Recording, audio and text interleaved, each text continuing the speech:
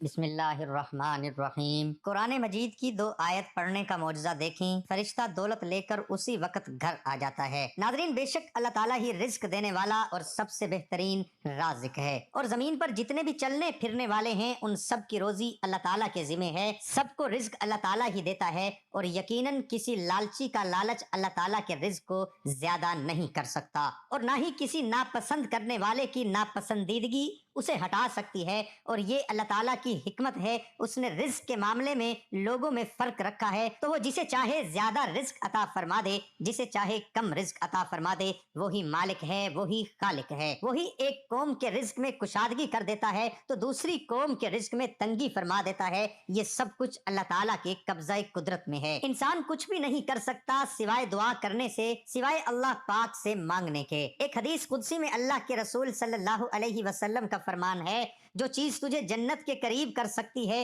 اس کا میں نے تجھے حکم دے دیا ہے، اور جو چیز تجھے جہنم کے قریب کر سکتی ہے اس سے میں نے تجھے روک دیا ہے۔ یقیناً حضرت جبرائیل علیہ السلام نے میرے دل میں یہ بات ڈالی ہے کہ کوئی بھی جان اس وقت تک فوت نہیں ہو سکتی، کوئی بھی انسان اس وقت تک اس دنیا سے نہیں جا سکتا جب تک کہ وہ اپنی روزی پوری نہ کر دے اور سارا رزق نہ کھا لے۔ تو تم اللہ کا تقوی اختیار کرتے ہوئے روزی کا حصول اپنی طرح کرو، اور تم میں سے کسی کو روزی کا لیٹ اور کم ہو جانا اس بات پر نہ ابھارے کہ تم اللہ کی نافرمانی کر کے روزی حاصل کرنے لگ جاؤ، کیونکہ جو کچھ اللہ کے پاس ہے وہ اللہ تعالیٰ کی اطاعت اور فرما برداری کے ذریعے ہی حاصل کیا جا سکتا ہے۔ ناظرین، اکثر لوگوں نے دیکھا ہوگا کہ اللہ پاک نے ہمیں صبر کرنے کا حکم دیا ہے۔ جب ہمیں مشکلات پیش آتی ہیں، رزق کی تنگی ہوتی ہے، تو ہم گلے شکوے کرنا شروع کر دیتے ہیں، پھر ہم ناجائز کاموں میں پڑ جاتے ہیں اور حرام اور حلال کو بھول جاتے ہیں۔ اللہ پاک نے اس چیز سے منع فرمایا ہے۔ یاد رکھیں، رزق صرف وہی اچھا ہے، وہی فضیلت والا ہے،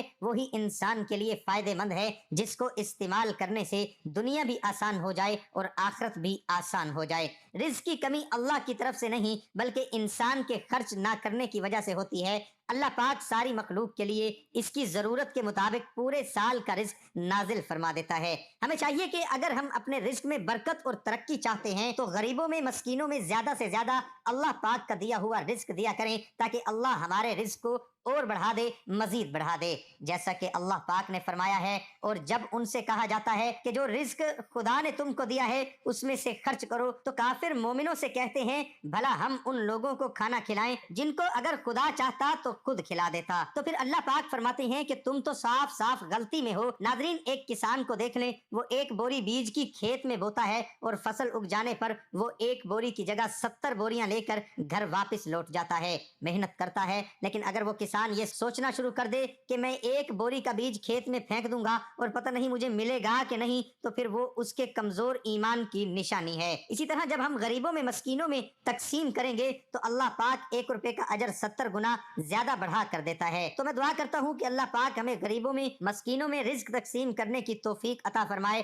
تاکہ ہمارا رزق اور بڑھ جائے۔ تو آج ہم آپ کو قرآن پاک کی 2 آیت کے بارے میں بتانے والے ہیں۔ سورہ بقرہ کی 2 آیت ہیں جن کی تلاوت کرنے سے، جن کو پڑھنے سے اللہ پاک کے فضل و کرم سے آپ کے پاس کبھی رزق کی کمی نہیں آئے گی۔ ناظرین، آپ لوگوں کو قرآن پاک کی 2 آیات کے بارے میں بتانے لگے ہیں کہ آپ نے نماز ادا کرنے کے بعد دعا مانگنے سے پہلے تلاوت کر لینی ہے، ان کو پڑھ لینا ہے۔ انشاءاللہ اللہ پاک کے فضل و کرم سے آپ کے رزق میں اضافہ ہونا شروع ہو جائے گا۔ جو لوگ چاہتے ہیں کہ اللہ پاک ہمارے گھروں میں رزق نازل فرما دے، رزق عطا فرما دے، کوئی ایسا وظیفہ مل جائے، کوئی ایسا عمل مل جائے جس کو کرنے سے ہماری مشکلات آسان ہو جائے اور غیب سے اللہ پاک مدد فرما دیں، تو آج کا یہ عمل، آج کا یہ وظیفہ آپ کے لیے انتہائی آسان اور فائدہ مند ثابت ہوگا۔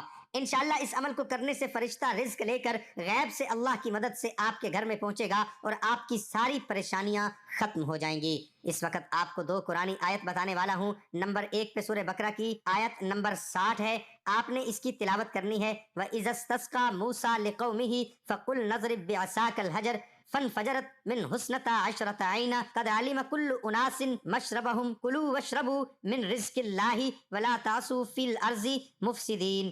ترجمہ، پھر جب موسیٰ نے اپنی قوم کے لیے پانی مانگا تو ہم نے کہا اپنے عصا کو पत्थर मार। सो उसने 12 चश्मे बह निकले, हर कौम ने अपना घाट पहचान लिया।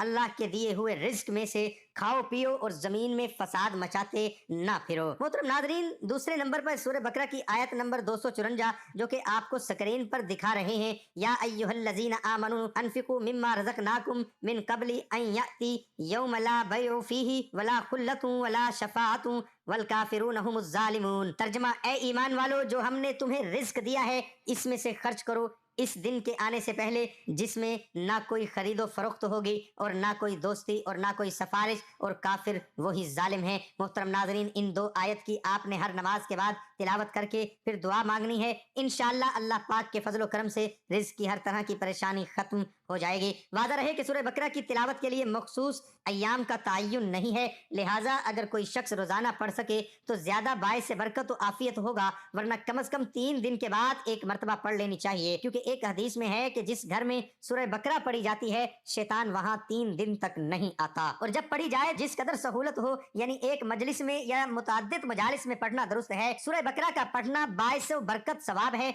इस अमल को अपने तमाम दोस्तों और दूसरे भाइयों के साथ लाजमी शेयर करें ताकि आपके साथ साथ उनको भी फायदा हासिल होता रहे। अपनी दुआओं में याद रखिएगा, अपना बहुत सारा ख्याल रखिएगा। दुआ है कि अल्लाह पाक मेरा सुनाना और आपका सुनना अपनी बारगाह इलाही में कबूल और मंजूर फरमाए। आमीन सुम्मा आमीन। नाजरीन, कमेंट बॉक्स में अल्लाह ताला के 99 नामों में से एक नाम जरूर टाइप